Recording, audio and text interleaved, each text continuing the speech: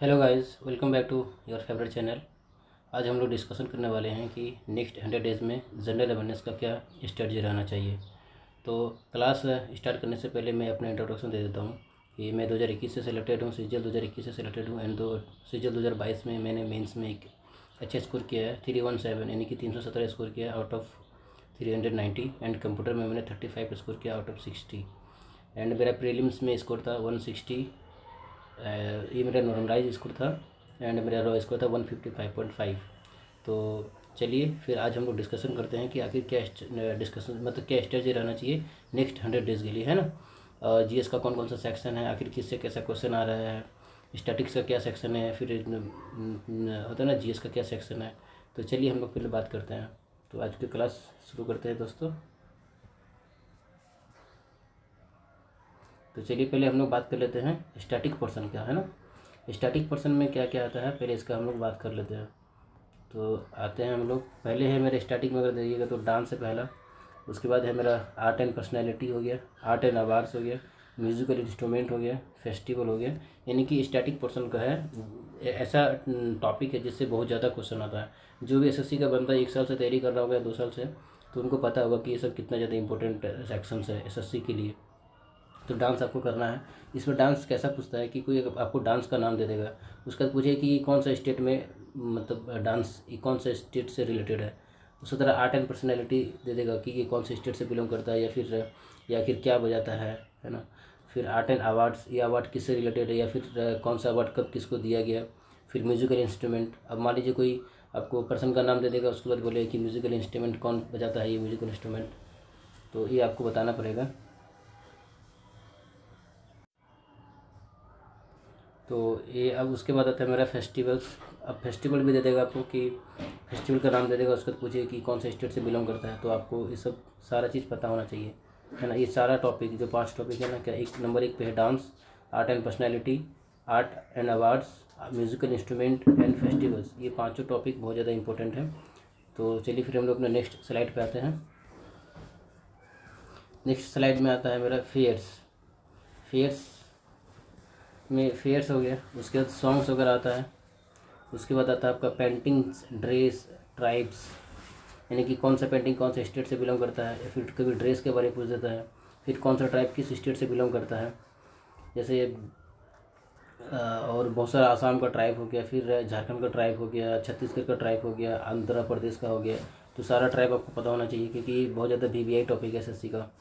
उसके बाद first in India, first in world, है ना, ये भी पता होना चाहिए इसका टॉपिक। ये भी बहुत ज़्यादा पूछा जाता है एसएससी के द्वारा। फिर स्पोर्ट्स से रिलेटेड क्वेश्चन आता है, स्पोर्ट्स के टर्मिनोलॉजी से क्वेश्चन आता है, या फिर स्पोर्ट्स दे देगा, उसके बाद पर्सन पूछे कि कौन सा पर्सन किस स्पोर्ट्स से रिलेटेड है। मान लीजिए विराट कोहली क्रिकेट से है, उसके बाद अगर क्रिस्टियानो रोनाल्डो पूछ दिया यानी कि फ़ुटबॉल से हो गया, मेसी हो गया फुटबॉल से हो गया। फिर अगर रोजर फेडरर पूछ देगा तो टेनिस से हो गया। साइना नेहवाल अगर पूछ दिया तो आपका हो गया बैडमिंटन से हो गया। तो स्पोर्ट्स से इस तरह का क्वेश्चन आता है। या फिर फुट कौन से स्पोर्ट्स में यूज किया जाता है ना। तो फुट स्पोर्ट्स एंड टर्मिनोलॉजीज, इससे भी बहुत ज़्यादा क्वेश्चन आता है। एक आता है बुक्स एंड ऑथर्स, यानी कि जैसे क्या बोलते हैं उसको, महाभारत किसने लिखा है या भगवत गीता किसने लिखा है ना। रामचरितमानस क्या लिखा है, तुलसीदास ने क्या लिखा है, फिर अबुल फजल ने क्या लिखा है ना। फिर इस तरह का क्वेश्चन बहुत ज़्यादा आता है बुक्स एंड ऑथर्स। उसके बाद चरक संहिता किसने लिखा है, फिर इस तरह का बहुत ज़्यादा क्वेश्चन है। तो आपको ये सब करना पड़ेगा। ये बहुत ज़्यादा इंपॉर्टेंट टॉपिक है एसएससी के पॉइंट ऑफ व्यू से। फिर अपना नेक्स्ट स्लाइड पे आते हैं हम लोग। नेक्स्ट स्लाइड में है इम्पोर्टेंट डेज, है ना। इम्पोर्टेंट डेज में आपका आ गया इम्पोर्टेंट डेज, इसमें नेशनल भी आता है और इंटरनेशनल भी आता है। अगर मान लीजिए कि आपको पूछ दिया कि वर्ल्ड डायबिटीज़ डे तो कब मनाया जाता है, 14 नवंबर को। अब 14 नवंबर को मनाया जाता है तो डेज के साथ साथ थीम भी पूछ सकता है आपको। तो इम्पोर्टेंट डेज नेशनल और इंटरनेशनल। अगर आपको पूछ दिया कि एयरफोर्स डे कब मनाया जाता है तो 8 अक्टूबर हो गया, फिर थीम पूछ देगा। उसी तरह आपका आर्मी डे कब मनाया जाता है ना। उसी तरह यूएनओ डे कब मनाया जाता है तो यूएनओ डे आपको मनाया जाता है 24 अक्टूबर को। तो ये भी पता होना चाहिए। तो इसका थीम से पूछ देता है 24 अक्टूबर को यूएनओ डे मनाया जाता है क्योंकि 24 अक्टूबर 1945 को यूएनओ का एस्टेब्लिशमेंट हुआ था। तो यूएनओ से भी क्वेश्चन आता है, ठीक है। अब आता है मेरा ऑर्गेनाइजेशन, इंपॉर्टेंट ऑर्गेनाइजेशन हो गया। तो जैसे आपको जस्ट अभी मैंने बताया कि ऑर्गेनाइजेशन से क्वेश्चन आता है। तो ऑर्गेनाइजेशन से कैसा क्वेश्चन आता है, मान लेते हैं कि WHO है ना। WHO का फाउंडेशन कब हुआ था? ठीक, तो ये हुआ था आपका 7 अप्रैल 1948 को हुआ था। ये वाला क्वेश्चन मेरी शिफ्ट में, यानी कि जब मैंने मेंस दिया था 7 मार्च का, 7 मार्च 2023, तो उसमें मेरा ये क्वेश्चन पूछा था कि हेल्थ दिवस कब मनाया जाता है। तो ये कब था? 7 अप्रैल को मनाया जाता है। और उसी समय पूछ दिया था कि फिर WHO का इस्टेब्लिशमेंट कब हुआ था। तो 7 अप्रैल 1948 को WHO का इस्टेब्लिशमेंट हुआ था। उसी तरह आपका आ गया WHO हो गया, तो फिर यूनिसेफ आ गया, यूनेस्को आ गया, इस तरह से क्वेश्चन आता है। फिर WTO, जैसे वर्ल्ड ट्रेड ऑर्गेनाइजेशन, कभी कभी इसका फुल फॉर्म पूछ देगा, या फिर कहाँ पे इसके हेड क्वार्टर है, हेड क्वार्टर से रिलेटेड क्वेश्चन आएगा आपका, है ना। तो आपको हेड क्वार्टर से भी क्वेश्चन पता होना चाहिए कि अगर हेड क्वार्टर कहाँ पे है। या फिर एस्टेब्लिशमेंट का ईयर पूछ देगा कि WHO का कब एस्टेब्लिशमेंट हुआ, फिर UNO का कब हुआ, यूनेस्को का कब हुआ, यूनिसेफ का कब हुआ। उसी तरह अगर आप आसियान का पूछ देगा, सार्क का पूछ सकता है कि सार्क में, जैसे SEARC, सार्क, इसका फुल फॉर्म पूछ देगा, तो इसका फुल फॉर्म पता होना चाहिए आपको। इसमें कितना मेंबर कंट्री है? तो 8 मेंबर कंट्री है। तो इसको अगर आपको याद करना है ना कि सार्क में 8 मेंबर कंट्री है, तो इसका एक शॉर्ट तरीका होता है, आप याद कर सकते हैं, MBBS पैन। ठीक है, MBBS पैन, PAIN। तो ये मालदीव हो गया, बांग्लादेश हो गया, भूटान हो गया, श्रीलंका हो गया, पाकिस्तान हो गया, अफगानिस्तान हो गया, इंडिया हो गया, नेपाल हो गया। तो ऐसे भी याद कर सकते हैं हम। तो ये पूछ सकता है। इसी तरह आसियान से पूछ सकता है, G20 में कौन आता है, नहीं आता है, G7 में कौन आता है, नहीं आता है। तो इस तरह का आपका क्वेश्चन आ सकता है। ठीक है, तो कोई दिक्कत है नहीं, तो आप इस तरह से कर सकते हैं। और उसके बाद फिर आ गया मेरा वर्ल्ड GK। ठीक है, तो वर्ल्ड GK से भी क्वेश्चन आता है।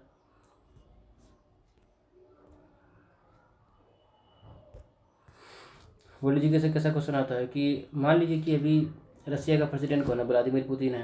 तो रसिया में भी अगर मान लीजिए रसिया और यूक्रेन के बीच में वार हुआ, तो यूक्रेन वाले जो उसका जो प्रेसिडेंट है, क्या बोलते हैं उसको, जेलेंस्की है। तो इस विषय में कुछ भी क्वेश्चन पूछा जा सकता है आपको। या फिर यूरोप का जो यूरोपियन यूनियन है, EU, यूरोपियन यूनियन, इससे रिलेटेड कुछ भी क्वेश्चन आ सकता है। तो आपको वर्ल्ड लेवल का भी जो GK है उस पर ध्यान रखना पड़ेगा। इसके साथ साथ कंप्यूटर का भी क्वेश्चन आता है PT में कभी कभी। तो कंप्यूटर का भी क्वेश्चन आपको पता होना चाहिए। कंप्यूटर का कैसा क्वेश्चन आता है ना, जनरली इसमें CPU वगैरह दे देगा, बेसिक चीज़ आते हैं, CPU हो गया, या फिर माउस हो गया, या फिर कीबोर्ड हो गया, या फिर इसका कभी कभी फुल फॉर्म पूछ देगा। कभी फुल फॉर्म पूछ देगा कि रैम का फुल फॉर्म क्या है। तो रैम का फुल फॉर्म होता है आपका रैंडम एक्सेस मेमोरी, है ना। तो इस तरह से क्वेश्चन आ सकता है। रोम का पूछ देगा, तो रीड ओनली मेमोरी। तो इस तरह से आपका आता है कंप्यूटर का क्वेश्चन। फुल फॉर्म किसी चीज़ का फुल फॉर्म दे देगा, जैसे WHO का फुल फॉर्म दे देगा, पूछ लेगा कि WHO का फुल फॉर्म क्या होता है, तो वर्ल्ड हेल्थ ऑर्गेनाइजेशन होता है। तो इस तरह से क्वेश्चन आपको करना पड़ेगा। उसके बाद आता है मेरा क्या, स्टैटिक पर्सन ही कंटिन्यू है, क्योंकि स्टैटिक पर्सन से बहुत ज़्यादा SSC क्वेश्चन पूछता है। इसमें रिलीजियस प्लेस, यानी कि टेम्पल्स आ गया, है ना, टेम्पल्स, मोनूमेंट्स, ये सब से क्वेश्चन आता है रिलीजियस प्लेस में। और अब उसके बाद आता है मेरा 18 नंबर का मेरा आता है क्या, मोनूमेंट। तो रिलीजियस प्लेस हो गया। कभी कभी मोनूमेंट से भी क्वेश्चन आता है। अभी अब आर्ट से आ गया क्वेश्चन, यानी कि जैसे अगर मान लीजिए आपको पूछ देगा कि कौन सा अवार्ड किस फील्ड में दिया जाता है ना। जैसे साहित्य का अवार्ड हो गया, ज्ञानपीठ अवार्ड हो गया, ठीक है। बाफ्टा अवार्ड किस में दिया जाता है? बाफ्टा जनरली फिल्म में दिया जाता है ना। और उसके बाद ऑस्कर अवार्ड किस में दिया जाता है? तो ऑस्कर जनरली आपका सिनेमा में, वही फिल्म में दिया जाता है। देखिए बाफ्टा और ऑस्कर में क्या फ़र्क है, दोनों फिल्म का ही है। तो बाफ्टा ब्रिटेन में दिया जाता है और ऑस्कर आपका USA में दिया जाता है। ठीक है, तो इस चीज़ का ध्यान रहे आपको। बाफ्टा कहाँ पे दिया जाता है? ब्रिटेन में दिया जाता है। और USA में क्या जाता है? ऑस्कर दिया जाता है। तो इस बार जो USA का, जो इस बार का जो मेरा ऑस्कर में जो नाटू नाटू सॉन्ग है, उसको बेस्ट म्यूजिक सॉन्ग का अवार्ड मिला है ना। तो नाटू नाटू, तो ये आपको ध्यान रखना है। ये बहुत इंपॉर्टेंट क्वेश्चन है, इस बार पूछेगा ही पूछेगा कि कौन सा सॉन्ग को ऑस्कर में एक अवार्ड मिला है, तो नाटू नाटू को। उसके बाद आते हैं हम लोग 19 नंबर में, इंपॉर्टेंट इवेंट के बारे में क्वेश्चन आता है कि मान लीजिए फ्रांसीसी क्रांति कब हुआ, या फिर 19 फर्स्ट विश्व युद्ध कब हुआ, 1914 में हुआ था। सेकंड कब हुआ, इस तरह का क्वेश्चन इंपॉर्टेंट इवेंट्स में आता है। उसके बाद आता है मेरा स्कीम्स से रिलेटेड क्वेश्चन आता है कि कौन सा स्कीम कब चला है, नहीं चला है, इससे रिलेटेड क्वेश्चन आता है। उसके बाद मिसलेनियस में बहुत सारा चीज़ आ जाता है, तो आप इसको ध्यान रखें। तो एक बार हम लोग रिवाइज कर लेते हैं कि मेरा स्टैटिक पोर्शन में कौन कौन सा क्वेश्चन आता है। देखिए अगर आप पहले नंबर पर देखिएगा तो आपका आता है डांस, फिर दूसरे में आता है आपका festival, sorry, art and personality हो गया। तीसरे में आ गया आपका आर्ट एंड अवार्ड्स हो गया। चौथे नंबर पर हो गया म्यूजिकल इंस्ट्रूमेंट। पाँचवें पे हो गया फेस्टिवल्स। उसके बाद आते हैं छठे नंबर पे फेयर्स है। सॉन्ग्स हो गया। पेंटिंग्स आठवें नंबर पे है। ड्रेस या ट्राइब्स। नौवें पे है first in India and world. 10वें में स्पोर्ट्स। 11वें में बुक्स एंड ऑथर्स। 12वें में हो गया important days national and international दोनों, इसमें थीम्स भी आते हैं। उसके बाद 13 में ऑर्गेनाइजेशन, जो भी इंटरनेशनल ऑर्गेनाइजेशन या फिर कभी भी नेशनल ऑर्गेनाइजेशन, मान लीजिए सेबी के बारे में पूछ सकता है कि कब इसका फाउंडेशन हुआ था, या फिर नाबार्ड कब फाउंडेड हुआ था, है ना, उसका स्थापना कब हुआ था। सेबी, इसरो हो गया आपका, फिर डीआरडीओ हो गया, बार्क हो गया, उसके बाद नीति आयोग हो गया। नीति आयोग तो जानते होंगे कि 2015 में इसका एस्टेब्लिशमेंट किया गया है। 1 जनवरी 2015 को कौन क्या था? मोदी जी का देना ये। नीति आयोग को क्या कहते हैं हम लोग? थिंकर टैंक कहते हैं। इससे पहले इसका नाम क्या था? प्लानिंग कमीशन था ना। तो अभी प्लानिंग कमीशन को हटा के क्या कर दिया नाम? अभी नीति आयोग कर दिया। ठीक है, यानी कि national institute for transformation India, transforming India है ना, इसका फुल फॉर्म है। फिर वर्ल्ड जीके हो गया, कंप्यूटर हो गया, फुल फॉर्म हो गया। उसके बाद आते हैं फिर 17 नंबर पे क्या है मेरा? रिलीजियस प्लेसेस है कि कौन सा कहाँ पे है नहीं है। फिर अवार्ड हो गया, फिर इंपॉर्टेंट इवेंट्स हो गए, स्कीम्स वगैरह हो गए, मिसलेनियस हो गया, इससे क्वेश्चन आते हैं। तो स्टैटिक पोर्शन इतना ही है, आप इतना कर लीजिए 100 डेज़ में। और आपको ज़्यादा टेंशन नहीं लेना कि कैसे करें नहीं करें। हम यहाँ पे डेली का डेली वीडियो प्रोवाइड करेंगे एसएससी के लिए। और एसएससी का मतलब क्या है ना कि जो भी कंटेंट मिलेगा आपको ऑथेंटिक मिलेगा, क्योंकि ऑलरेडी हम सेलेक्टेड हैं, तो हमको पता है, एक्सपीरियंस है कि कैसा क्वेश्चन आता है कि कैसा क्वेश्चन नहीं आ रहा है। हम कोई हवाबाजी यहाँ तो चल नहीं रहा है। तो आप इस पे आप इस जो चैनल पे है इस पे आप अपना भरोसा रखिए। फिर चलिए फिर आते हैं हम लोग अपना। चलिए अपना नेक्स्ट सेक्शन आ रहा है मेरा क्या? हिस्ट्री का। तो चलिए पहले हिस्ट्री से स्टार्ट करते हैं अपना। तो हिस्ट्री कभी 2 या 3 क्वेश्चन रहता है, नहीं भी तो 1 क्वेश्चन तो रहता ही है। तो इसमें कौन कौन सा टॉपिक है जिससे एसएससी में क्वेश्चन आ रहा है, ये सारा जो सेक्शन है ना, जितना आपको हम बताया जाएगा अभी, ये सारा 2018 से टीसीएस पूछ रहा है। इस सेक्शन से 2018 से एसएससी क्वेश्चन इसमें पूछ रहा है, इसीलिए हम इसको आपके सामने में रखे हैं। ठीक है, और लाए भी हैं, तो आपको एक रफ आइडिया मिल जाए कि आखिर हमको तैयारी भी करना है तो कहाँ से करना है ना, ये पता होना ज़रूरी है। तो चलिए फिर स्टार्ट करते हैं। पहले नंबर पे क्या है हम लोग का? पहला नंबर पे है हम लोग का prehistoric and Indus valley civilisation. ठीक है, इंडस वैली सिविलाइजेशन से बहुत ज़्यादा क्वेश्चन आ रहा है। जैसे मान लीजिए मोहनजोदारो हो गया, या फिर लोथल हो गया, या कालीबंगा हो गया। इसे पूछ देगा कि लोथल कहाँ पर है, तो लोथल गुजरात में है। और लोथल ही एक ऐसा सिटी, एक पोर्ट सिटी था एंशियंट टाइम में। तो पूछ देता है कि कौन सा मतलब इंडस वैली साइट है जो एक पोर्ट सिटी भी हुआ करता था। तो क्या आंसर है उसका? लोथल। कालीबंगा हो गया। उसके बाद मेसोपोटामिया से कौन रिलेटेड था? तो इंडस वैली सिविलाइजेशन ही उसका कंटेम्प्रेरी था। अब बोलिए कि कंटेम्प्रेरी क्या होता है, यानी कि एक ही टाइम का है। जैसे मान लीजिए अभी अगर मोदी जी हैं तो इसके कंटेम्प्रेरी प्रेसिडेंट कौन है अभी का? अगर देखेंगे तो हम लोग का द्रौपदी मुर्मू है। तो इस तरह से क्वेश्चन आता है। अब आते हैं दूसरा नंबर मेरा, वैदिक एज। वैदिक एज से भी क्वेश्चन आता है। ये क्वेश्चन आया हुआ है 2018 से लेके अब तक, टीसीएस इस पे क्वेश्चन पूछा है। ठीक है, तो इसको आप अच्छे से करके जाना, अदरवाइज नहीं तो फिर आपको कहीं ऐसा ना हो कि एग्ज़ाम के हॉल में आपको पछतावा आ रहा है कि यार काश कर लेते तो फिर मे भी 1 क्वेश्चन या 2 क्वेश्चन मेरा सही हो जाता। तो एग्ज़ाम हॉल में पछताने से अच्छा है कि पहले ही मेहनत कर ले। Without hard work, without proper strategy आपका एग्ज़ाम क्वालिफाई करना थोड़ा सा मुश्किल है, नामुमकिन भी हो सकता है। अब आते हैं हम लोग तीसरे नंबर पे, क्या है? जैनिज्म। जैनिज्म से क्वेश्चन आता है कि जैन का कौन सा तीर्थंकर है। इसमें टोटल 24 तीर्थंकर हो चुका है। तो महावीरा कौन सा नंबर का है? ये तो 24 नंबर का है। पार्श्वनाथ 23 नंबर का है। महावीरा का सिंबल क्या था? पार्श्वनाथ का सिंबल क्या था, है ना। तो इस तरह से क्वेश्चन आता है जैनिज्म का।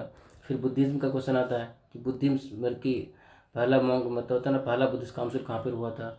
बौद्ध ने कहाँ पर उसको ज्ञान की प्राप्ति हुई? तो गया में ज्ञान की प्राप्ति हुई। पहला मतलब ज्ञान कहाँ दिया था? तो सारनाथ में दिया था। तो इस तरह से पहला बुद्धिस्ट काउंसिल कहाँ पे हुआ? तो राजगिरा में हुआ। फिर कहाँ पे हुआ? वैशाली में हुआ। तो इस तरह से क्वेश्चन आता है। ठीक है, इसमें नहीं सॉरी, पहले वैशाली है, उसका राजगिरा है, तीसरा पाटलिपुत्रा है, और चौथा आपका कुंडलवन कश्मीर में है। तो फिर इन लोग का शासक कौन था? से पहला में कौन था? तीसरा में कौन था? तीसरा में तो अशोका था, है ना। तो इस सब से क्वेश्चन आता है, तो आपको ये सब करना है। बस आपको हम एक रफ आइडिया दे रहे हैं कि आखिर आपको तैयारी कैसे करना है, कौन से डायरेक्शन में करना है। आपको डायरेक्शन पता होना चाहिए, नहीं तो फिर आप भटकते रहिएगा और आपको रिजल्ट मिलेगा नहीं। आपको लगेगा कि यार मैं तो मेहनत बहुत ज़्यादा कर रहा हूँ बट रिजल्ट मिल नहीं रहा। तो ये सब रीजन होता है। उसके बाद आता है महाजन पद से क्वेश्चन आता है। तो टोटल 16 महाजन पद है। तो महाजन पद का कैपिटल पता होना चाहिए आपको, है ना। महाजन पद दे देगा, कैपिटल दे देगा, या इसका पुराना नाम क्या था, इस तरह से क्वेश्चन आता है। उसके बाद आते हैं हम लोग क्या, छठा नंबर पे। छठा नंबर पर क्या है मेरा, मौर्यन एम्पायर से क्वेश्चन आता है, बहुत ज़्यादा आता है। Gupta empire, Mauryan empire, Gupta period हो गया। फिर वर्धन डायनेस्टी से क्वेश्चन आता है, चोला डायनेस्टी से क्वेश्चन आता है। यानी कि डायनेस्टी से बहुत ज़्यादा भर भर के क्वेश्चन आता है। जैसे मान लीजिए बिंबिसार कौन सा डायनेस्टी से बिलोंग करता था, बिंदुसार कौन सा डायनेस्टी से बिलोंग करता था, चंद्रगुप्त मौर्य कौन सा डायनेस्टी से बिलोंग करता था, अशोका कौन सा डायनेस्टी से बिलोंग करता था। तो ये सब पता होना चाहिए। बज्जी कहाँ, किसका कैपिटल था। तो ये सारा चीज़, यानी कि जितना भी डायनेस्टी है, डायनेस्टी, उसका कैपिटल, पहला उसका जो फाउंडर कौन था, उसका लास्ट रूलर कौन था, ये पता होना चाहिए। तो एंशियंट हिस्ट्री हम लोग का कंप्लीट हुआ। तो इसमें क्या क्या करना है, एक तो आपको जो इंडस वैली सिविलाइजेशन हो गया, बुद्धिज्म पढ़ लेना है, जैनिज्म पढ़ लेना है। उसके बाद आपको जितना एम्पायर है, ये सब इंपॉर्टेंट चीज़ है। वैदिक एज पढ़ लेना है, महाजनपद पढ़ लेना है। तो एंशियंट में इतना ही करना है। आप एक बार रफ आइडिया एक बार अच्छे से कर लीजिए क्लास, उसके बाद फिर आपको एक आइडिया मिल जाएगा। अब फिर प्रीवियस ईयर लगाइएगा तो आपको पता चल जाएगा कि आखिर हमको कहाँ तैयारी करना है ज़्यादा और कहाँ थोड़ा कम करना है। चलिए फिर हम लोग नेक्स्ट सेक्शन पे आते हैं। हम लोग का नेक्स्ट सेक्शन क्या है मेरा, मीडिएवल हिस्ट्री है ना। तो चलिए मीडिएवल में आते हैं। मीडिएवल में पहला क्या है मेरा, पहला नंबर पे फॉरेन का इन्वेजन, यानी कि फॉरेन इन्वेजन, यानी कि मीर कासिम वगैरह आया था ना, तो वो लोग कब आया था, दाहिर कब आया था, तो ये सब आपको पता होना चाहिए। बैटल ऑफ तराइन कब हुआ था, 1191 में पहला बैटल हुआ था। दूसरा कब हुआ था, 1192 में हुआ था। तो ये सब आपको पता होना चाहिए। तो फॉरेन इन्वेजन आया था ना, मोहम्मद गौरी और पृथ्वीराज चौहान के बीच में हुआ था। जो जो फर्स्ट बैटल ऑफ तराइन है कि पहला युद्ध जो है तराइन का, वो मोहम्मद गौरी और पृथ्वीराज चौहान के बीच में हुआ था 1191 में। दूसरा का हुआ था 1192 में। तो माउंट आबू का भी एक वार हुआ था। ये सब आपको पता होना चाहिए, ईयर भी पता होना चाहिए और किन के बीच में हुआ ये भी पता होना चाहिए। उसका दिल्ली सल्तनत से क्वेश्चन आता है। तो दिल्ली सल्तनत में कैसा क्या है, इसमें ऑर्डरिंग पूछ देगा कि सलेब डायनेस्टी कब से कब तक रहा है, फिर खिलजी डायनेस्टी कब से कब रहा है, तुगलक डायनेस्टी कब से कब रहा है ना, तुगलक डायनेस्टी कब से कब तक रहा है। तो इसका फाउंडर पूछ देगी कि फाउंडर कौन था, ईयर पूछ देगा। सलेब डायनेस्टी का कौन था, कुतुबुद्दीन ऐबक था। खिलजी का पूछ देगा आपको, तुगलक डायनेस्टी का पूछ देगा। उसके बाद है मेरा कौन सा, सैयद डायनेस्टी हो गया। उसके बाद मेरा कौन हो गया, लोधी डायनेस्टी हो गया। इस सबसे क्वेश्चन आएगा। फिर बाबर से क्वेश्चन आएगा, यानी कि बाबर हो गया, हुमायूं हो गया। ये कहाँ पे आ गया हम लोग, ये मौर्यन एम्पायर में आ गए है ना। तो मौर्यन एम्पायर का फाउंडर कभी भी पूछ देगा, तो कौन था, बाबर था। और मौर्यन एम्पायर से ही, सॉरी ये आपका मौर्यन नहीं होगा, दिल्ली हो गया। ये मौर्यन नहीं है, सॉरी गलत मिस्टेक हो गया मेरा। ये आपका हो गया दिल्ली सल्तनत के बाद क्या था मेरा, सॉरी फ्रेंड्स, वो मतलब मौर्यन नहीं होगा, मुगल पीरियड हो गया। तो मुगल का कभी भी आपको हायरार्की पूछ देगा कि कौन किसके बाद आया है। तो आपको पता होना चाहिए हायरार्की, पहले कौन आया, बाबर, उसके बाद हुमायूं आया। उसके बाद फिर हुमायूं का भी जो कंटेम्प्रेरी था कौन था, वो शेरशाह सूरी था।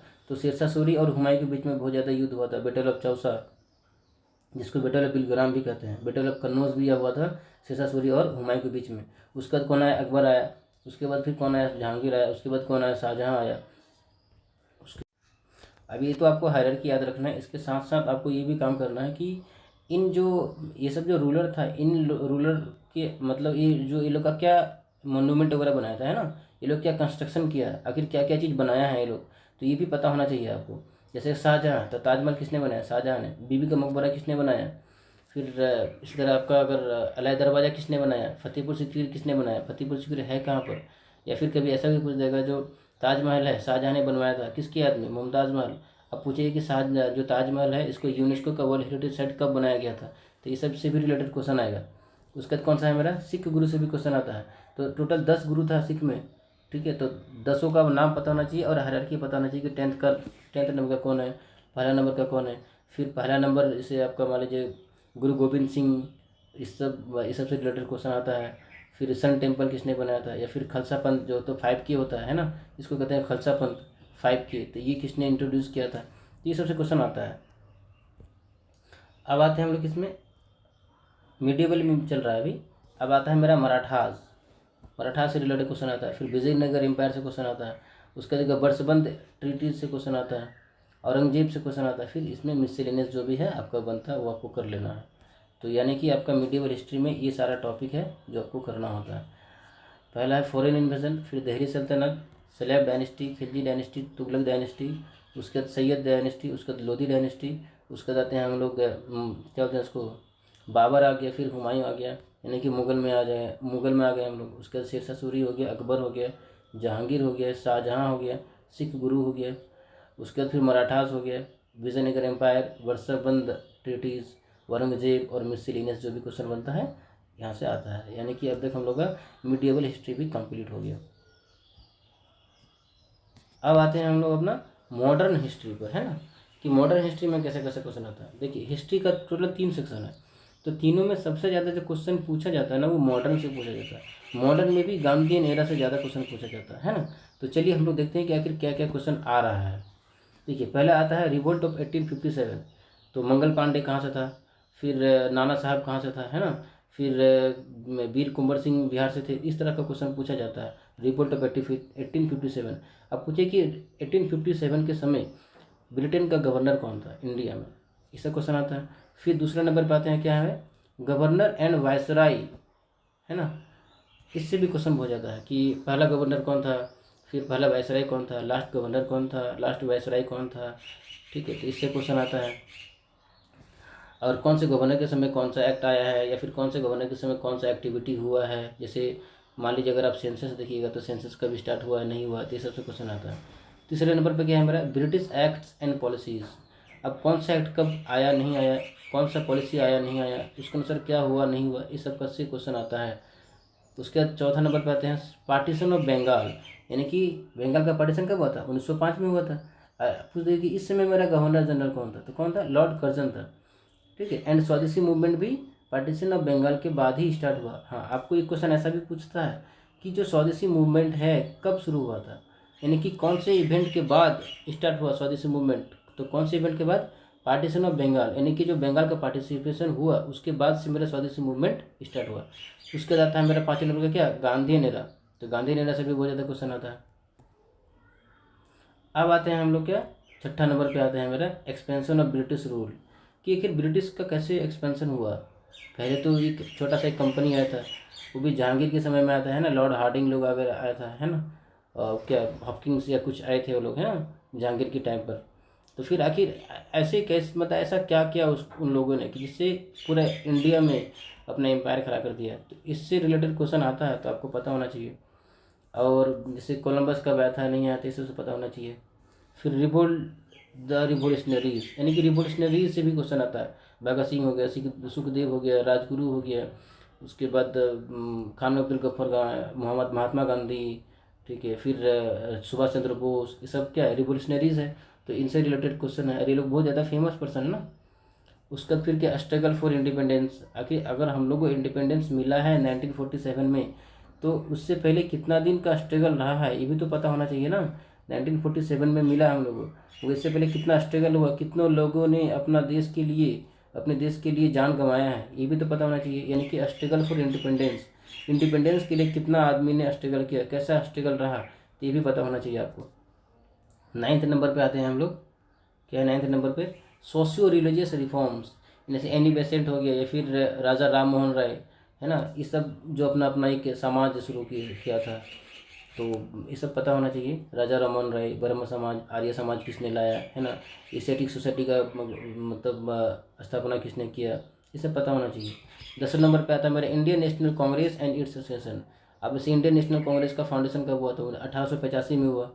इसका फाउंडर कौन था, जब इसका फाउंडेशन हो रहा था तब फिर गवर्नर जनरल कौन था इंडिया में, इसका क्या बोलते हैं, ब्रिटेन का, ये पता होना चाहिए। फिर नाना साहेब कितना बार मतलब प्रेसिडेंट रह चुके हैं। पहला मुस्लिम प्रेसिडेंट कौन था, पहली वीमेन प्रेसिडेंट कौन रही, तो एनी बेसेंट रही। पहली इंडियन वीमेन कौन रही, तो आपका हो गया ये, क्या नाम है उसका, भूल रहे हैं हम अभी। एनी बेसेंट तो आपका ये हो गया, सरोजनी नायडू हो गया। पहला जो आपका इंडियन वीमेन जो इंडियन नेशनल कांग्रेस का प्रेसिडेंट रही, है ना, 1925 का जो सेशन हुआ था उसी में। ठीक है, तो चलिए फिर नेक्स्ट स्लाइड पे आते हैं हम लोग।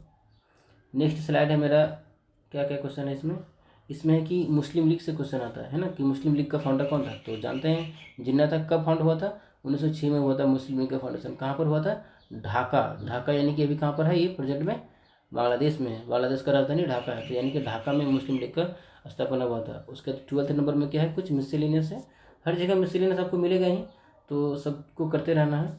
यानी कि मेरा हिस्ट्री का जो सेक्शन है वो कंप्लीट हुआ। तो हिस्ट्री में देखिए फ्रेंड्स, 3 चीज़ है, एक तो आपका एंशियंट हिस्ट्री हो गया, एक आपका मीडिएवल हिस्ट्री हो गया, एक मॉडर्न हिस्ट्री हो गया। तो तीनों सेक्शन को आपको बांटना होगा कि कौन सा इंपॉर्टेंट ज़्यादा है, कौन सा कम इंपॉर्टेंट है। अब कौन सा सेक्शन में फिर कौन सा ज़्यादा इंपॉर्टेंट है ना, तो ये सारा चीज़ को अपने आप को आपको प्रायोरिटाइज करना पड़ेगा। अगर मान लीजिए आपका एंशियंट हिस्ट्री कंप्लीट है, यानी कि आपको 2 ही कंप्लीट करना है, एक मीडिएवल करना है, एक मॉडर्न करना है, तो ये सब आपको पता होना चाहिए। तो एक हम रफ आइडिया दे रहे हैं, और साथ ही साथ हम लोग अपना क्लास भी स्टार्ट करने वाले हैं। अभी 100 डेज का सीरीज चलेगा, तो आपको प्रोवाइड किया जाएगा सारा कंटेंट। आप इस बस चैनल से बने रहिए। अब आते हैं हम लोग अपना नेक्स्ट स्लाइड पर। अब ध्यान दीजिए, नेक्स्ट पे आते हैं हम लोग, किस पे, क्या है हम लोग का पॉलिटी है। तो पॉलिटी में कैसा कैसा क्वेश्चन आ रहा है ना। तो देखिए पॉलिटी में मेरा पहला जैसे अगर देखते हैं, तो पॉलिटी बहुत ज़्यादा वेटेज रखता है। ये भी इससे क्वेश्चन आता है और इससे क्वेश्चन बनता भी है, ठीक है। क्योंकि यहाँ ध्यान दीजिए, इसमें कैसे कैसे क्वेश्चन आ रहा है। एक तो कॉन्स्टिट्यूशन से आ रहा है। कॉन्स्टिट्यूशन से कैसे आ रहा है ना, कि कॉन्स्टिट्यूशन में कौन सा टर्म है, कौन सा टर्म नहीं है। अब मान लेते हैं आपको 2-3 टर्म दे रहे हैं, एक सोशलिस्ट है, सॉवरेन है, सेकुलर है ना। इस तरह से क्वेश्चन पूछेगा। इसका कभी कभी आपको ऑर्डर पूछ देगा, तो ऑर्डर हम बता देते हैं। पहले सॉवरेन होता है, उसके बाद आपका सोशलिस्ट होता है, उसके बाद आपका सेकुलर होता है। ये तीनों का मतलब होता है ना, ऑर्डर पता होना चाहिए। इस तरह से क्वेश्चन भी आता है, और ये क्वेश्चन आपका यूपीएससी के पीटी में भी आया हुआ है। अब ध्यान दीजिए, दूसरा नंबर पे क्या है मेरा, सोर्सेस ऑफ इंडियन कॉन्स्टिट्यूशन। आपको पता है कि इंडिया का जो कॉन्स्टिट्यूशन बना है, सबसे बड़ा कॉन्स्टिट्यूशन, और इंडिया का कॉन्स्टिट्यूशन कैसे बनाया गया है, अलग अलग देशों की जो इम्पोर्टेंट चीज़ है उसको बोरो करके, यानी कि उनको ला करके अपना कॉन्स्टिट्यूशन में चिपका दिया गया है। तो अब कौन सा चीज़ कौन सा देश का कॉन्स्टिट्यूशन से लाया गया है, इससे बहुत ज़्यादा क्वेश्चन आता है। तो यानी कि ये तो आपका वीवीआई है कि आना ही आना है इससे क्वेश्चन। अभी पीटी में नहीं तो मेंस में सही, अगर सीजन में नहीं तो सीएचएसएल में ही सही, बट आना ही आना है। तो इसको आप तो एकदम गांठ बन लीजिए कि आपको सोर्सेस ऑफ इंडियन कॉन्स्टिट्यूशन करना ही करना है। अब तीसरा नंबर पे आर्टिकल्स है, शेड्यूल्स है, पार्ट्स एंड लिस्ट। ये तो एकदम गांठ बांध लीजिए कि 110% वीवीआई है। एकदम वीवीआई मतलब वीवीआई 110% वीवीआई है। आना ही आना है, वीवीआई आप लिखवा के ले लीजिए हमसे, आना ही आना है, ठीक है। तो क्या क्या है, आर्टिकल्स हो गया, शेड्यूल्स हो गया एंड पार्ट्स। अब आर्टिकल में भी कैसे करना नहीं करना है, इसके लिए मैंने वीडियो बनाया है। अब तक मैंने 3 चीज़ों पर आर्टिकल बनाया है, एक तो प्रेसिडेंट के ऊपर, वाइस प्रेसिडेंट के ऊपर, और इसके ऊपर फंडामेंटल राइट्स के ऊपर। तो ये तीनों चीज़ हम एक ही वीडियो में कंपाइल कर दिए। ये लगभग 43 मिनट्स का वीडियो होगा, आप उसको देख लीजिए एक बार। और उसके बाद आपको ये 3 सेक्शन से क्वेश्चन नहीं छूटने वाला है आर्टिकल का। अब चौथा नंबर पे अमेंडमेंट में आता है। अमेंडमेंट भी वीवीआई है, इसमें कोई मतलब होता है ना, कोई एक संदेह नहीं कि नहीं आएगा क्वेश्चन, आना ही आना है अमेंडमेंट से क्वेश्चन। तो इसको भी एकदम कर डालना है। अमेंडमेंट से भी हम इम्पोर्टेंट जो भी अमेंडमेंट है, मैं इस पर क्वेश्चन बना मतलब मैं इस पर वीडियो अपना बनाने वाला हूँ, तो आप ज़रूर देखिएगा। उसके बाद फिर है मेरा fundamental rights and duties. Fundamental rights and duties एकदम क्वेश्चन आता ही आता है इसमें। तो फंडामेंटल राइट पे आर्टिकल से क्वेश्चन आ जाएगा कि कौन सा फंडामेंटल क्या है नहीं है। आपको उसका आर्टिकल 25 दे देगा, आर्टिकल 24 दे देगा कि क्या कहता है, ठीक है। इससे क्वेश्चन आता है आर्टिकल 21 का ये क्या कहता है, तो ये। और उसके बाद फिर ड्यूटी से दे देगा कि कौन सा ड्यूटी को कब जोड़ा गया है। अब ध्यान दीजिए, फिर हम लोग आते हैं थोड़ा ड्यूटी पे काम कर लेते हैं, है ना, कि फंडामेंटल ड्यूटी में क्या क्या है। देखिए फंडामेंटल ड्यूटी टोटल 11 है। कितना है, 11 है। इसमें जो 11वां नंबर का, यानी कि के नंबर का, के को अगर आप देखिएगा अल्फ़ाबेटिक ऑर्डर में, तो 11 नंबर का आता है ना। यानी कि 11 नंबर का ड्यूटी कौन सा है मेरा, ये है 86 अमेंडमेंट एक्ट 2002 में आया था। ये कब आया था, 2002 में आया था। इसमें क्या बोला कि जो 6 से जो 14 साल के बच्चा है, इसको बेसिक एजुकेशन देना है। ये एक जिम्मेदारी है किसका, जो इसका गार्जियन है। तो ये 2002 में जोड़ा गया था 86 कॉन्स्टिट्यूशनल अमेंडमेंट एक्ट के तहत। 6 से 14 साल, आपको कभी एज भी पूछ सकता है कि कितने साल का, तो 6 से 14 साल। अब ध्यान दीजिए कि पहली बार फंडामेंटल ड्यूटी को कब जोड़ा गया था, ये भी पता होना चाहिए। तो जो पहले बार जो फंडामेंटल ड्यूटी को जोड़ा गया था ना, वो 1976 में जोड़ा गया था। कब, 1976 में। एक कमेटी था, चौधरी चरण सिंह कमेटी, ठीक है। तो उन्होंने एक रिकमेंडेशन दिया इंदिरा गांधी गवर्नमेंट को कि फंडामेंटल ड्यूटी को जोड़ना है। तो 1976 में जोड़ा गया था। उस समय 10 ड्यूटी था। और ये जो फंडामेंटल ड्यूटी का जो कॉन्सेप्ट है ना, ये यूएसएसआर यानी कि रसिया से लाया गया था। कहाँ से, रसिया से, रसिया से, है ना।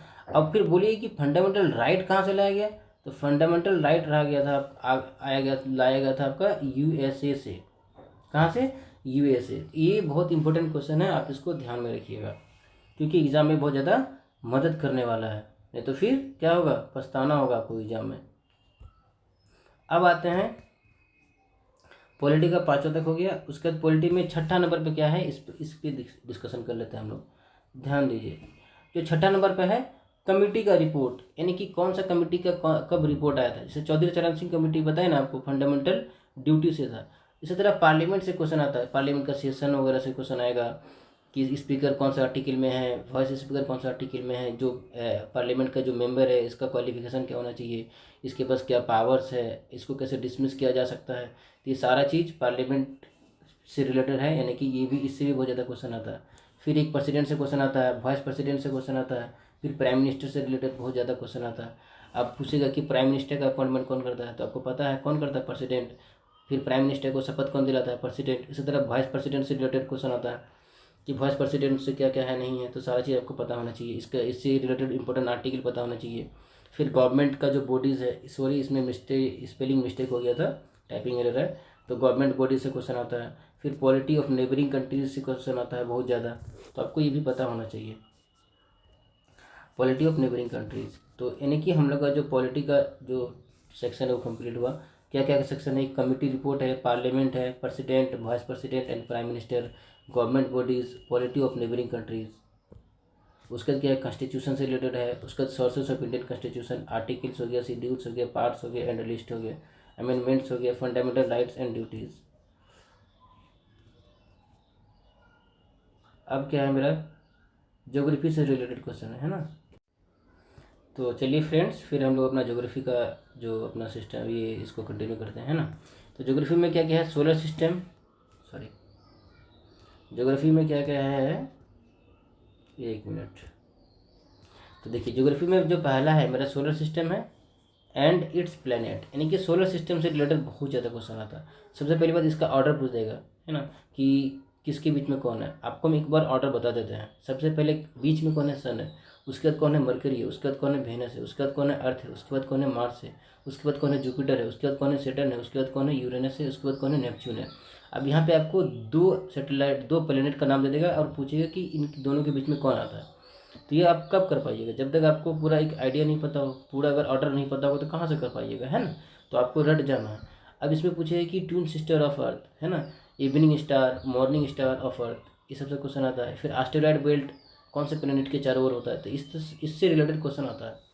फिर उसके बाद क्या है मेरा? लॉन्गिट्यूड एंड लेटीट्यूड्स, इससे बहुत ज़्यादा क्वेश्चन आता है कि इंडिया का लॉन्गिट्यूड क्या है, north longitude, south longitude, longitude, इससे क्वेश्चन आता है। फिर कंटिनेंट से क्वेश्चन आता है, ओशियन से क्वेश्चन आता है। फिर नेबरिंग कंट्रीज़ ऑफ इंडिया, इसका कैसा ज्योग्राफी है, नहीं है। इंडियन ड्रेनेज सिस्टम, यानी कि रिवर सिस्टम से क्वेश्चन आता है। रिवर हो गया, लैक्स हो गया, है ना, रिवर्स, लैक्स हो गया, डैम्स हो गया, ये सारा इंपॉर्टेंट सेक्शन है ज्योग्राफी का जिससे क्वेश्चन आता है। आप पूछ देगा कि गोदावरी कहाँ फैलता है, या फिर दक्षिण गंगा किसको कहते हैं, तो गोदावरी को कहते हैं। फिर बिहार का अशोक किस नदी को कहा जाता है, तो कोसी नदी को कहा जाता है। फिर वेस्ट फ्लोइंग रिवर क्या है, ईस्ट फ्लोइंग रिवर क्या है, कौन सबसे ज़्यादा डेल्टा समुद्र में जाकर के प्रोड्यूस करता है, इससे रिलेटेड बहुत ज़्यादा क्वेश्चन आएगा। फिर ब्रह्मपुत्रा से क्वेश्चन आता है, यमुना से क्वेश्चन आता है, गंगा से आएगा, है ना, कि गंगा का ट्रिब्यूटरी का क्या है, डिस्ट्रीब्यूटरी क्या है, लेफ्ट बैंक का ट्रिब्यूटरी, राइट बैंक का ट्रिब्यूटरी, इससे रिलेटेड बहुत ज़्यादा क्वेश्चन आता है। तो आप इसको तो एकदम VBI मार्क ही कर लीजिए, इससे क्वेश्चन आना ही आना है। ड्रेनेज सिस्टम से, वर्ल्ड ड्रेनेज सिस्टम में भी आता है कि सबसे लॉन्गेस्ट नदी बाई लेंथ क्या है, तो नील है। कभी आपको वॉल्यूम पूछ देगा तो अमेजन हो जाएगा, तो इससे क्वेश्चन आता है। अब ना आते हैं हम लोग छठा नंबर पर, क्या है मेरा? छठा नंबर पर है ड्रेनेज सिस्टम ऑफ वर्ल्ड, तो वर्ल्ड का तो मैं बता दिया। और फिर क्या है? मिनरल्स हैं and energy resources in India, है ना, कि कोल का कहाँ कहाँ पर खदान है। फिर वाइंड जो एनर्जी है कहाँ कहाँ प्रोड्यूस किया जा रहा है, कौन सा मिनरल किस स्टेट में पाया जा रहा है, इसका क्या क्या कैरेक्टरिस्टिक्स है, इससे रिलेटेड क्वेश्चन आता है। फिर क्वेश्चन नंबर 8 में आइए, तो एग्रीकल्चर से रिलेटेड आता है कि क्रॉप्स हो गया, रबी फसल हो गया, खरीफ फसल हो गया, इसका सीजन क्या है, कौन सा फसल खरीफ है, कौन सा फसल रबी है। सॉइल से क्वेश्चन आता ही है, बहुत VBI है ये भी, तो सॉइल्स कर लीजिएगा आप लोग। फिर वेजिटेशन से क्वेश्चन आता है।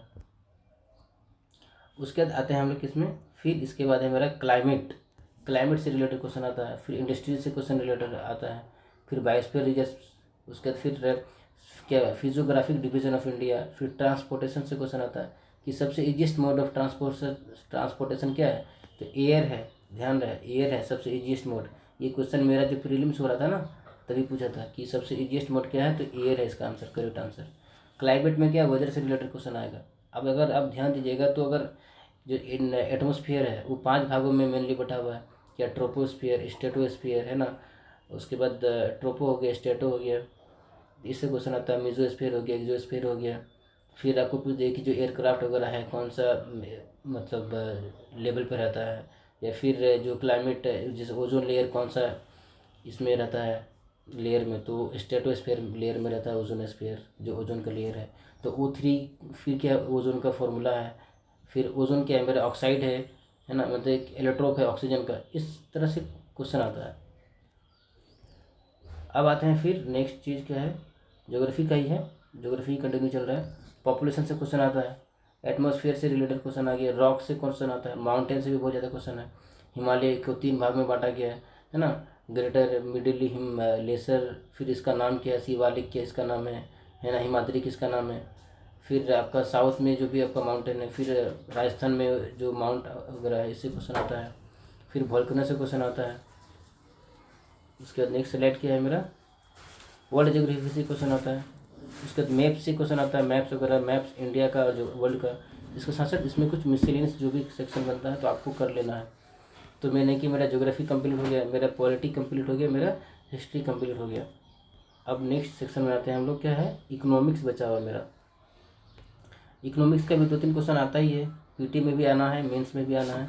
तो आप इसको अवॉइड नहीं कर सकते हैं कि इकोनॉमिक्स समझ में नहीं आ रहा है, नहीं, करना ही है। नहीं तो फिर 1-2 क्वेश्चन अगर आपका छूटा, एक नंबर पे आपका जो रैंक वेरी करता है, 1000 से 1500 बच्चा रहता है एक नंबर पे। यानी कि अगर एक क्वेश्चन आपका गया तो पीटी में 2 नंबर से चले गए आप, यानी कि 3000 रैंक पीछे हो जाएगा आपका जनरल रैंक। ठीक है, कैटेगरी रैंक थोड़ा सा कम वेरी करता है, बट जनरल रैंक ज़्यादा वेरी करेगा। तो चलिए इकोनॉमिक्स के बारे में हम लोग बात कर रहे थे कि इकोनॉमिक्स का कौन कौन सा इंपॉर्टेंट सेक्शन है जहाँ से क्वेश्चन आता है। तो चलिए फिर आते हैं। तो देखिए, पहला नंबर पर है बेसिक्स ऑफ इकोनॉमी, मतलब इकोनॉमी का जो बेसिक्स वगैरह है वो पता होना चाहिए आपको। तो इसके लिए आप सिंपल है कि कोई क्लास ले लीजिए, कोई टीचर का एक क्लास ले लीजिए, तो सबसे आसानी रहेगा आपके लिए। उसका दूसरा नंबर पर आता है मेरा concept of demand and supply. फिर तीसरे पे क्या है, कॉस्ट है, प्रोडक्शन है, कंजम्पशन है एंड मार्केट्स। मार्केट्स में भी टाइप है, ओलिगोपोली है ना, मोनोपोली है। उसके बाद परफेक्ट कंपटीशन वाला मार्केट होता है। ओलिगोपोली का मतलब क्या होता है ना, इस सब से रिलेटेड क्वेश्चन आता है। तो आपको करते रहना है, आपको यहाँ पे ना मतलब कोई अपने तरफ से कोई कसर नहीं रहना चाहिए कि यार मेरा तैयारी में कुछ गड़बड़ी रह गया, मतलब होता नहीं कि रिग्रेट का फीलिंग एग्जाम के बाद नहीं रहना चाहिए। फिर चौथा नंबर पे आता है मेरा क्या, नेशनल इनकम हो गया, इन्फ्लेशन हो गया, बजट हो गया। फिर टैक्सेशन एंड जीडीपी से रिलेटेड क्वेश्चन आता है चौथा नंबर पर। फिर पाँचवें में क्या, money banking and financial institution, जैसे आरबीआई से रिलेटेड जो भी क्वेश्चन वगैरह बनता है, नाबार्ड से रिलेटेड जो भी क्वेश्चन बनता है, फिक्की से रिलेटेड जो भी क्वेश्चन बनता है, सीबी से रिलेटेड जो भी क्वेश्चन बनता है, तो सारा करते जाना है। फिर मनी बैंकिंग हो गया। अब नेक्स्ट स्लाइड पे आते हैं हम लोग। नेक्स्ट स्लाइड क्या है मेरा, कंपनी से रिलेटेड आता है। नवरत्न कंपनी कितना है, महारत्न कंपनी कितना है, फिर कितना पीएसयूज है। अब उसको आपको बोल देगा कि कौन महारत्न कंपनी है, कौन मिनी रत्न कंपनी है, कौन नवरत्न कंपनी है, आपको छांटने के लिए दे देगा। ये पूछ देगा कि कितना महारत्न कंपनी है अभी इंडिया में प्रेजेंट में। तो ये आपको पता होना चाहिए, जब एग्जाम देने जा रहे हैं उससे पहले आपको ये सारी चीज़ पता होना चाहिए। फिर इंटरनेशनल ऑर्गेनाइजेशन से क्वेश्चन आता है, यानी कि जो इकोनॉमी से बात करता है, जैसे वर्ल्ड ट्रेड ऑर्गेनाइजेशन हो गया, IMF हो गया, वर्ल्ड बैंक हो गया, ये सारा क्या है, इंटरनेशनल ऑर्गेनाइजेशन है जो आपका इकोनॉमिक्स से रिलेटेड है। फिर आते हैं 8 नंबर पर। 8 नंबर पर क्या है, गवर्नमेंट का स्कीम, जैसे मान लीजिए मनरेगा स्कीम है ना, या फिर मनरेगा हो गया, फिर क्लीन गंगा स्कीम हो गया, फिर जनधन हो गया, है ना। तो ये सब आपको पता होना चाहिए। फिर 5 ईयर प्लान, ये तो VBI लिखवा के ले लीजिए आप हमसे, आना ही आना है यहाँ से क्वेश्चन भी 5 ईयर प्लान से। अगर आप 2022 का प्रीलिम्स का पेपर देखिएगा तो बहुत सारा क्वेश्चन आया 5 ईयर प्लान से, यानी कि ये एकदम VBI 110%, इसमें कोई दोहराई नहीं है। फिर Indian economy and central problems and planning, इससे भी बहुत ज़्यादा क्वेश्चन आता है। हम लोग का जो मेन फोकस रहना चाहिए वो इंडियन इकोनॉमी में रहना चाहिए, वर्ल्ड इकोनॉमी नहीं, इंडियन इकोनॉमी पे। क्योंकि SSC दे रहे हैं, यूपी से तो दे नहीं रहे हैं। SSC जैसा है, जितना क्वेश्चन पूछता है उतना ही ना करना है। अब ध्यान दीजिए, फिर इसके बाद क्या है, स्टॉक्स वगैरह है ना। स्टॉक्स वगैरह के बारे में बात किया गया है यहाँ पे। स्टॉक्स क्या होता है, डिबेंचर क्या होता है ना। फिर फॉरेन ट्रेड क्या होता है, इससे रिलेटेड क्वेश्चन आता है। फिर बीओपी क्या होता है, बैलेंस ऑफ पेमेंट, ये सब आपको डिफिनेशन पूछ देगा, ये सब इजी क्वेश्चन पूछेगा। बीओपी क्या है, बैलेंस ऑफ पेमेंट है, ये सबसे इजी क्वेश्चन रहता है। फिर फिजिकल पॉलिसी क्या होता है, फिर मॉनेटरी पॉलिसी क्या होता है, पूछ देगा कि मॉनेटरी पॉलिसी कौन रेगुलेट करता है, फिजिकल पॉलिसी को कौन रेगुलेट करता है। देखिए मॉनेटरी पॉलिसी को रेगुलेट करता है आपका कौन, आरबीआई। कौन करता है मॉनेटरी पॉलिसी को, आरबीआई। तो पूछ देगा, तो इसका आंसर क्या होगा, आरबीआई। बट फिजिकल पॉलिसी को कौन करता है, गवर्नमेंट ऑफ इंडिया। उसमें भी कौन, जो फाइनेंस मिनिस्ट्री है वो करता है फिजिकल पॉलिसी को। और मॉनेटरी पॉलिसी को कौन करता है, आरबीआई करता है। इसके साथ साथ कुछ मिसलेनियस का क्वेश्चन आता है इसमें भी, यानी कि मिसलेनियस तो आपको कहीं साथ साथ छोड़ने वाला है नहीं, ये तो हर जगह बनेगा।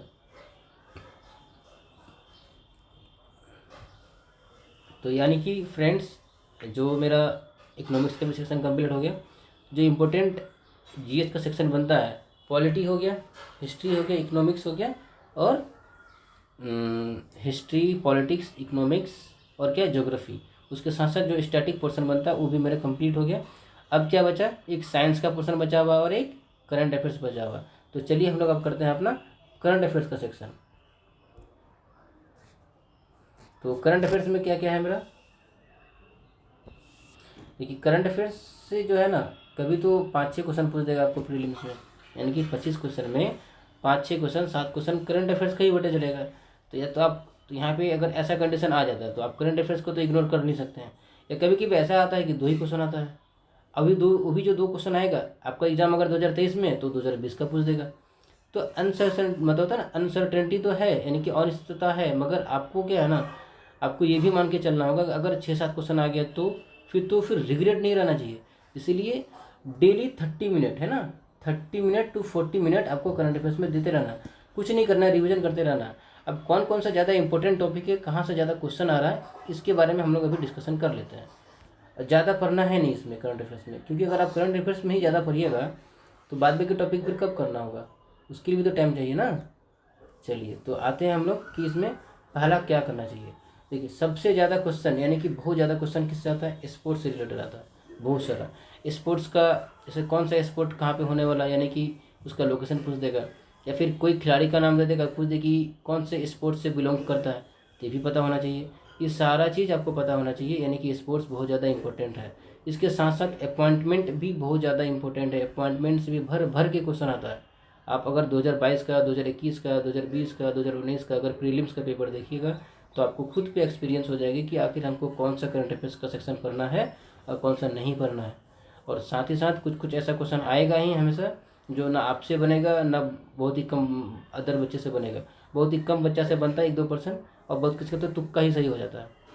उसका दूसरा में है मेरा rankings and it's survey, rank वगैरह जो आता है ना, जैसे global gender gap index, democracy index, या फिर आपका पासपोर्ट इंडेक्स, इस तरह का जो इंडेक्स आता है, या फिर कभी कभी लाइबिलिटी इंडेक्स आता है।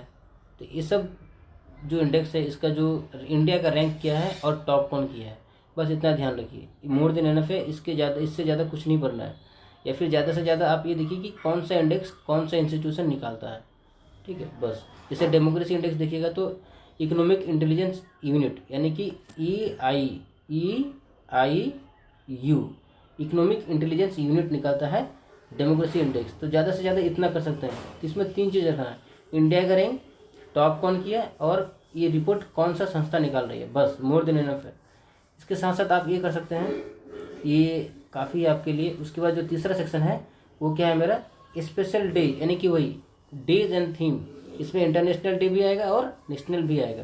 तो डेज पता होना चाहिए और आपको थीम पता होना चाहिए, और इससे ज़्यादा कुछ नहीं याद करना है आपको, मोर देन इनफ है। और इससे ही क्वेश्चन आता है। फिर समिट से क्वेश्चन आता है, समिट्स इंटरनेशनल और नेशनल। जैसे अगर G20 का समिट कहाँ पे हुआ, सार्क का समिट कहाँ पे हुआ, G7 का मीटिंग कहाँ पे हुआ, है ना। तो ये सब आपको पता होना चाहिए। अगर आप हाल फिलहाल में देखिएगा तो G20 का जो समिट हुआ इंडोनेशिया में हुआ है, उसमें इंडिया की तरफ से कौन पार्टिसिपेट किया, ये भी पूछ देता है। तो इस बार का जो G20 समिट हुआ उसमें इंडिया की तरफ से मोदी जी, यानी कि हम लोग का जो प्राइम मिनिस्टर है उसने तो उसका अटेंड किया था। उसके बाद 5वें नंबर पे मेरा अवार्ड। अब ध्यान दीजिए, अवार्ड आपका स्पोर्ट्स में भी दिया जाता है, ठीक है, लिटरेचर में भी दिया जाता है। फिर आपका बहुत सारा अवार्ड ऐसे भी दिया जाता है, हर एक स्टेट का अपना अपना अवार्ड होता है। जैसे 2020 के आसपास में रतन टाटा को असम सरकार ने असम वैभव को सम्मान दिया था। इस तरह का आपको पता होना चाहिए। अवार्ड से भी बहुत ज़्यादा क्वेश्चन आता है, भर भर के क्वेश्चन आता है। उसके बाद आते हैं हम लोग, छठा नंबर पर क्या है मेरा, पर्सन से रिलेटेड आता है कि कोई पर्सनैलिटी का नाम दे देगा, पूछ देगी कौन से फील्ड से बिलोंग करता है। या कभी कभी ओबिच्युरीज का मतलब होता है निधन। अगर कोई पर्सन हाल फिलहाल में किसी का डेथ हुआ है तो नाम दे देगा और पूछ देगा कि कौन से स्टेट से बिलोंग करता है या फिर इसका ऑक्यूपेशन क्या था, यानी कि किस प्रोफेशन से रिलेटेड था। उसके बाद स्टेट्स का जो स्कीम्स है, फिर सेंट्रल स्कीम है, इससे क्वेश्चन आता है। इकोनॉमिक्स क्या था। कभी आपको इसमें रेपो रेट पूछ देगा या फिर इसमें आपको बजट पूछ देगा कि बजट क्या था, एग्रीकल्चर सेक्टर में कितना बजट दिया, एजुकेशन सेक्टर के लिए कितना बजट दिया, फाइनेंस या फिर डिफेंस में कितना बजट दिया, इस सब से क्वेश्चन आता है। उसके बाद पॉलिटी पूछ देता है कि कौन सा स्टेट का कैसा पॉलिटी है, नहीं है, पॉलिटिक्स कैसा चल रहा है। फिर इसमें भी मिसलेनियस का कुछ सेक्शन रहेगा, यानी कि इतना सारा कंप्लीट हो गया सेक्शन। तो हम लोग इस वीडियो में क्या क्या कंप्लीट किए। सबसे पहली बात तो मैंने अपना इंट्रोडक्शन दे दिया कि मेरा क्या क्या क्वालिफिकेशन है। अभी मैंने ग्रेजुएशन किया है, फिजिक्स ऑनर्स है मेरा, उसमें भी मेरा एक अच्छा परसेंटेज है, 70+ परसेंटेज है। उसके बाद मैंने अभी 2021 का सीजल क्वालिफाई किया था। फिर 2022 में मेरा मेंस में अच्छा स्कोर है। इसके साथ साथ मैंने रेलवे भी, इससे पहले मैं रेलवे में जॉब कर रहा था, फिर रेलवे को छोड़ दिया है अभी। ठीक है, तो ये सब चीज़ है और मैंने इतना चीज़ कंप्लीट किया। अभी स्टैटिक पोर्शन कंप्लीट कर लिया। हिस्ट्री से कैसा क्वेश्चन आ रहा है, ज्योग्राफी से कैसा क्वेश्चन आ रहा है, फिर पॉलिटी से कैसा क्वेश्चन आ रहा है, फिर इकोनॉमिक्स से कैसा क्वेश्चन आ रहा है, फिर करंट अफेयर्स को हम लोग को कैसे करना चाहिए, नहीं करना चाहिए। तो ये सारा हम लोग अभी कर लिए हैं, है ना। तो फिर आज के लिए इतना ही रखते हैं। फिर हम लोग न्यू वीडियो में मिलते हैं अपने नए जोश के साथ और नए उमंग के साथ। साथ ही साथ आप इस चैनल को शेयर, लाइक एंड सब्सक्राइब करना ना भूलें। साथ में बेल आइकन को भी दबा लें, जिससे कि जो भी न्यू अगर वीडियो आएगा तो आपको तुरंत ही नोटिफिकेशन मिल जाएगा। तो फिर आप इस चैनल से बने रहें। आज के लिए इतना ही, फिर हम लोग न्यू वीडियो में मिलते हैं। जय हिंद।